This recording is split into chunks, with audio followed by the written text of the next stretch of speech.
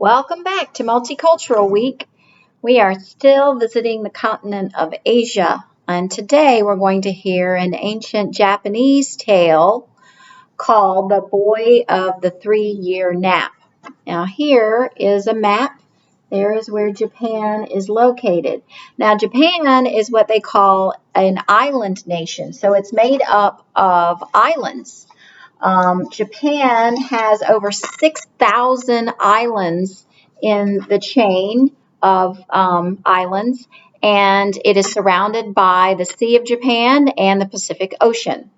The highest point is Mount Fuji, and Tokyo is the capital of Japan, and the official language is Japanese. Also interesting, this is where martial arts comes from, like karate and judo and things like that. So this is our story for today, The Boy of the 3-Year Nap. It's also a Caldecott Honor book, so it won honors and awards for its illustrations. This is by Dianna Snyder. So let's take a listen to this Japanese tale.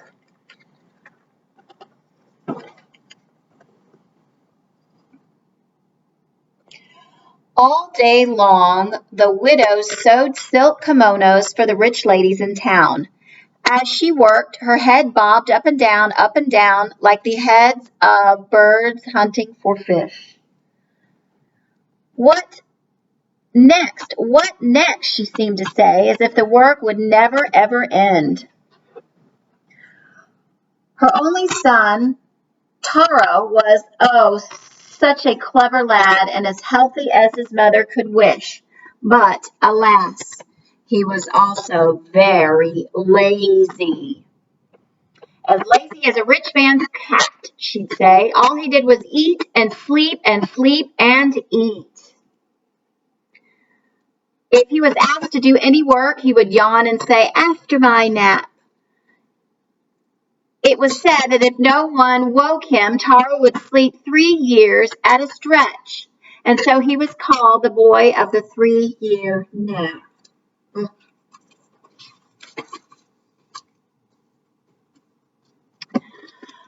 When Taro was nearly grown, a rice merchant moved into town and built a mansion. It had 20 rooms with sliding doors that opened onto most of his exquisite garden. In the center was a pond filled with golden carp. And at the end of the garden was a tea house where one could sit in the cool evening and gaze at the moon. The merchant's wife and daughter wore elegant kimonos of gold brocade. The merchant himself carried a cane made of ivory and smoked a pipe with a bowl of solid gold. Taro was so impressed with his fine new neighbors that he began to sneak into the garden between his naps. Everything he saw enchanted him, the magnificent house, the elegant daughter, and the fat carp in the pond.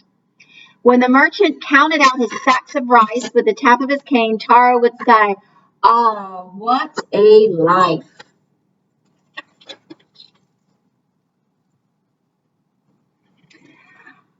As the months passed, Taro grew even more lazy. His mother began to pester him, first in one ear and then the other.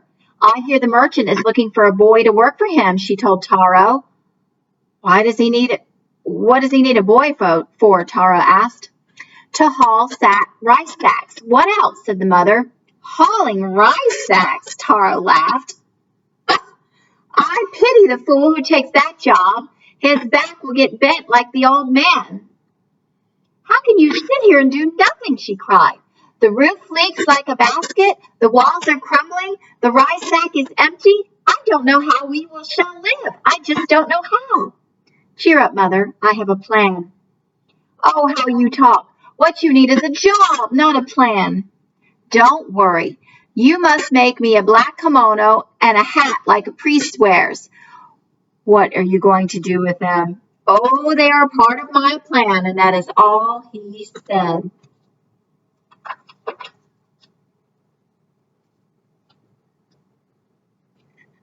Maybe he's planning to become a priest, Taro's mother thought.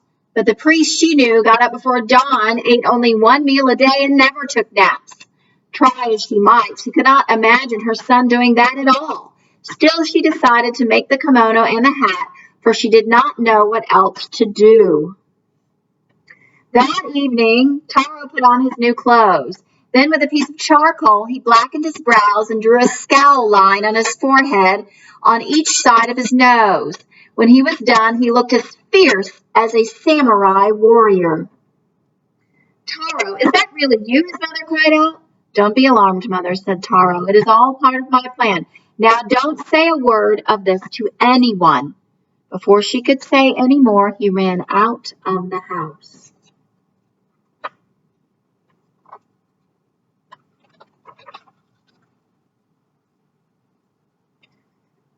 At sundown, the merchant came out of his house for an evening walk. Good evening, madam, he called to Taro's mother. I suppose that lazy son of yours is still in bed. He's a little tired tonight, sir, said the widow. Ha! You are a soft one.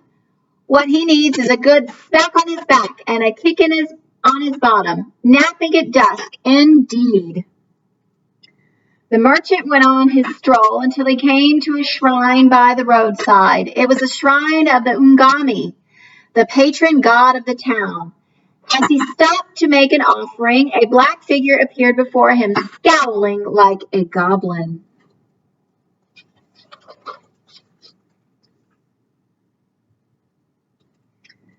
Who are you? Asked the startled merchant. I am the Ungami, a fierce boy bellowed. What do you want from me? What did I do? Cowered the merchant. It is time for your daughter to take a husband, said the Ungami. You must wed her at once to that fine lad who lives on your street. What fine lad?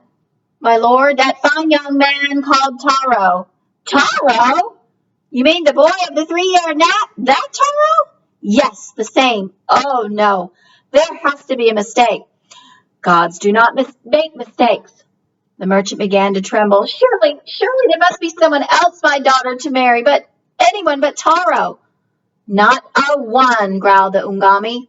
It has been decreed, ordained, and sanctified.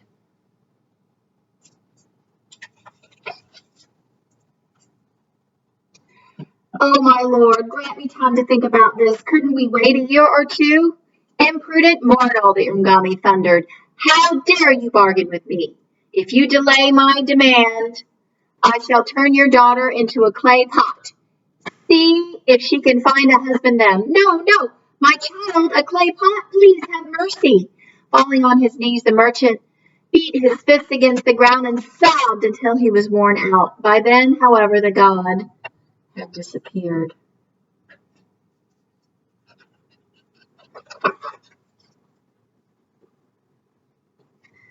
Quite early the next morning, the merchant came knocking at the widow's door. His eyes were red and his face was drawn as though he'd cried all night. Madam, I have come with the utmost urgent business. It seems that my daughter must marry your son.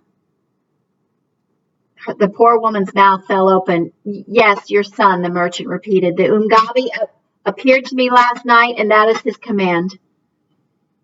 But the Ungami has never appeared to anyone before, the widow exclaimed. That was so until last night. I am ruined. Tell me, honorable sir, what did this Ungami look like? He was dressed like a priest, but in manner he is more like a goblin. His face was black as coal and as fierce as a warrior.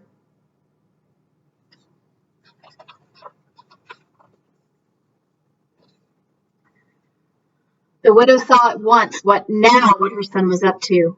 Her head began to bob up and down, like a cormorant about to dive in after a fish. She did not want to seem too eager. So she said to the merchant, We are humble folk, my good sir. My Taro could never marry a lady as fine as your daughter. Agreed, the merchant cried, but unfortunately, what we think does not matter. We must do as the gods command, or he will turn my daughter into a clay pot. Oh, how terrible! The widow's eyes widened. But, sir, even if they are to marry, your daughter could never live in this wretched house. The roof leaks in 100 places, and the walls have so many cracks, and the wind blows right through. The merchant frowned. He hadn't thought of that. Well, very well, then I shall send a man to mend the cracks and the leaks, he said.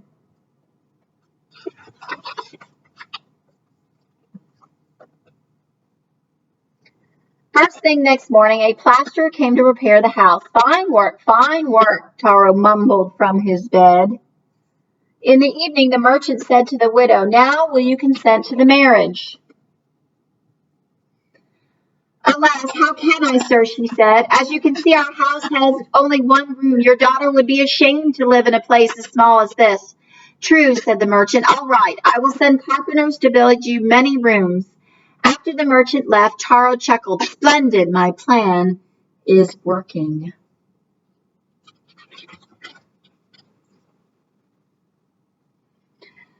When the widow's house was finished, the merchant asked, now will you consent to the marriage? Well, I fear that your daughter will not find happiness here. Well, what is it now? Cried the merchant. Speak your mind, or my daughter will be turned into a clay pot. Taro has no job. How can he keep your daughter in luxury and comfort? Surely this is to end me, groaned the merchant. All right, your son shall manage my storehouse, but I warn you, madam, he will have no time for naps at my place. Now do you consent to the marriage? Tara's mother tossed her head like a cormorant, that's a bird, that had caught a large fish. Now you have my consent. No sooner had the merchant left the widow and that she hurried to tell Taro the news. The merchant has made a most wonderful offer, she cried. Taro sat up in bed, ho-hum, stretching and yawning like a satisfied cat. It was all part of my plan, Mother. I hope you accepted the offer. Oh, indeed I have, said his mother. You will start work first thing tomorrow morning. Work! Taro leaped out of bed. What do you mean? That was not part of my plan. Ha! Do you think you are the only one who makes plans? His mother answered.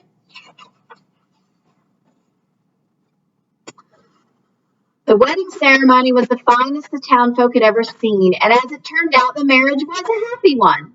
The Ungami must have been pleased, for he had never shown himself again, and the merchant's daughter had shown no signs of turning into a clay pot. And as for Taro, he does a good job keeping count of the rice for his father-in-law, which is no easy task. If he is not the busiest man in town, neither is he the laziest. It has been a long time since anyone has called Taro the boy of the 3-year nap. Perhaps everyone has now forgotten. You can see in this ancient Japanese tale, Taro tried to trick the merchant into marrying his daughter, but it didn't exactly work. He did have to get up and do some work, and as it turned out, it turned out very well for everyone involved. Everyone was happy. So I hope you enjoyed our ancient Japanese tale called The Boy of the 3-Year Nap. And maybe you can get up and clean your room for your mom. Have a good day. Bye.